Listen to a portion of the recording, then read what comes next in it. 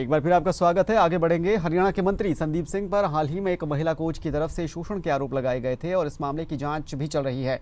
और इस बीच अब पीड़ित महिला कोच की तबीयत बिगड़ने का मामला सामने आया है। परिवार ने इसके लिए महिला कोच को दी जा रही सिक्योरिटी पर सवाल उठाए हैं और साथ ही सरकार को एक बार फिर से कटघरे में खड़ा किया है। हरियाणा के खेल मंत्री सरदार संदीप सिंह पर यौन शोषण के आरोप लगाने वाली पीड़ित महिला कोच और उसकी बहन की तबीयत बिगड़ने का मामला सामने आया। लगातार 3 दिन से उनकी तबीयत खराब है, जिसको लेकर अब पीड़िता के पिता ने सरकार पर गंभीर आरोप लगाए हैं। साथ ही उन्होंने सिक्योरिटी पर भी संदेह जताया कि कुछ गलत सलत सिक्योरिटी द्वारा उनकी बेटियों को खिलाया गया है, जिससे उनकी हालत इतनी बिगड़ी है। चंडीगढ़ के अस्पताल में और पीजीआई में उनका इलाज जारी है।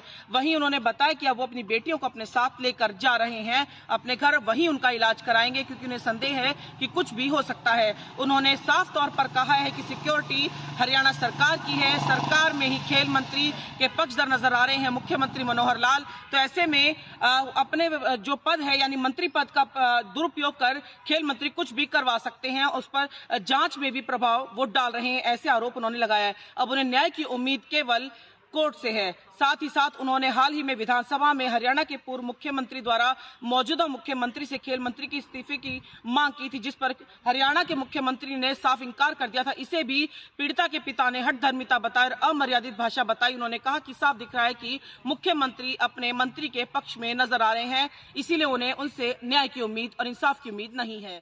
यमुनानगर पुलिस ने हाल ही में 8 लाख के नकली नोटों के साथ 2 आरोपियों को गिरफ्तार किया था। अब साढौरा पुलिस ने 2 और लोगों को गिरफ्तार कर उनके पास से 4600 के नकली नोट बरामद किए हैं। ये नोट 500-500 और 200-200 रुपए के हैं। पकड़े गए आरोपियों में से एक आरोपी हाल ही में जेल से पैरोल पर आया है और पहले भी ये नकली नोटों के धंधे में ही जेल गया था। पुलिस का कहना है कि इन दोनों को कोर्ट में पेश कर इनका पुलिस रिमांड लिया जाएगा और उसके बाद इनसे पूछताछ की जाएगी और ये पूछा जाएगा कि नकली नोट कहां से लाए थे और आगे इन्हें कहां सप्लाई किया जाना था। पकड़े गए आरोपियों में से एक जठलाना और दूसरा भंभोल गांव का रहने वाला है और अब इन दोनों से पूछताछ के बाद ये पता लगाया जाएगा कि इनके पास ये नकली नोट कहां से आए थे।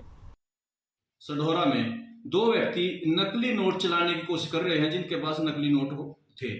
तो हमने रेडिंग पार्टी तैयार की थी तथा 2 व्यक्तियों को, जिनमें से एक राकेश वासी जठलाना व एक रूबी सिंह जो कि बंबोली का रहने वाला है, जो पहले भी नकली नोटों में पकड़ा गया था, जेल से बाहर आया हुआ है, को रंगे हाथों काबू किया था, जिनसे 4600 रुपए के नकली नोट, जिनमें 500 के और 200 के नकली नोट थे, बरामद किए हैं और उनके खिलाफ मुकदमा दर्ज करके उनको गिरफ्तार किया गया है तथा उनको अभी कोर्ट में पेश करके रिमांड हासिल किया जाएगा।